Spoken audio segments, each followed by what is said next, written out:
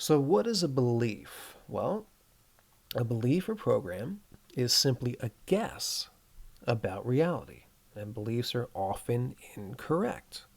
How do we know? Well, have we figured out which is the correct religion to believe in? Not really. I mean, I think South Park figured it out. I think they said the Mormons are correct. But all kidding aside, we believe certain things and we're so adamant about our beliefs, but we don't really examine them. We never really look at why we think they're true or even look for evidence that makes it 100% true. We just say, well, I just believe that. I just know it's true. Well, how do you know? Most beliefs are often wrong. For instance, getting back to the dog analogy, you get bit by a dog. It doesn't mean that every dog is evil and every dog is going to attack you. It just means that some dogs could potentially be dangerous. That's it.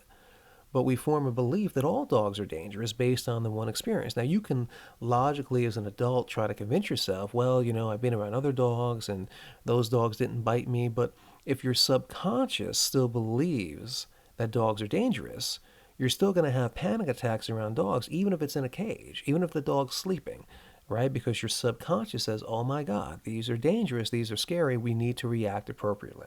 But oftentimes, those beliefs are not correct. Our beliefs literally govern all of our behaviors, our actions, and inactions. They begin with perceptions, which usually get strengthened by repeated exposure to evidence. All right? You get bit by a dog. Uh-oh, dogs are dangerous. You might get bit by another dog. The third dog doesn't bite you, but it growls at you. All right, well, that's all you need. Now you have tons of evidence that dogs are dangerous, evil creatures that at any time can come and rip your face off. So it starts off with maybe a single incident, and usually there's additional incidents afterwards that may be the same level of severity or maybe not. But your brain is always looking for what matches what it already believes. So it's going to seek out evidence which is very similar to what it already knows. It will also block out evidence that contradicts it. You ever try to convince someone their religion is wrong? Even if you have really great talking points and it makes lots of logical sense, what happens? They usually get angry and they tune you out. And anger is actually a defense mechanism. It prevents information from reaching the subconscious. But that's a topic for a different time. Let's move on. People subconsciously seek out experiences and information, like I just said, that validates or strengthens their existing beliefs.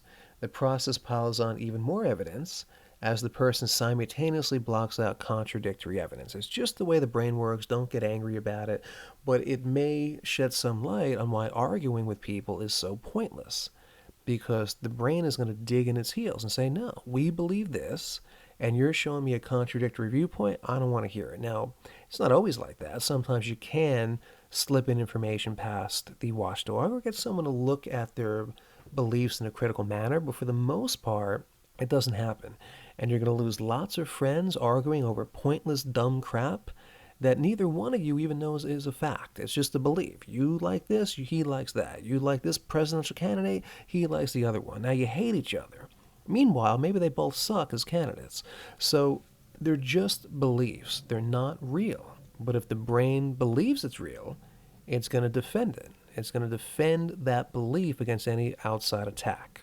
All right, that's just how it works. It's just what it's supposed to do. Don't get angry about it. Just realize it and figure out ways to go around it. Most people don't examine their beliefs. Like I said, they also have no idea what they actually believe. This is kind of funny. Have you ever met someone who says one thing and then acts in a contradictory manner? Yeah, almost everybody. Because they think they know certain things, they think they believe certain things, but deep down on a subconscious level, they may believe the opposite, and they have no idea. But whatever you believe subconsciously tends to run your life. That is the virus in the background that your computer is running without your awareness. The mind holds on to existing beliefs to keep us safe. We covered that. Beliefs are stubbornly resistant to change, right? Try convincing someone to change their religion. Remember, the brain hates change. So whatever it believes, it thinks is the best thing. So when you try to change a belief, you're going to get met with resistance. Don't get upset about it. Just figure out ways to go around it. The biggest challenge for change workers is the mind is fearful of all change, both good and bad. So you have to come up with efficient ways to get the mind to accept the possible new programming.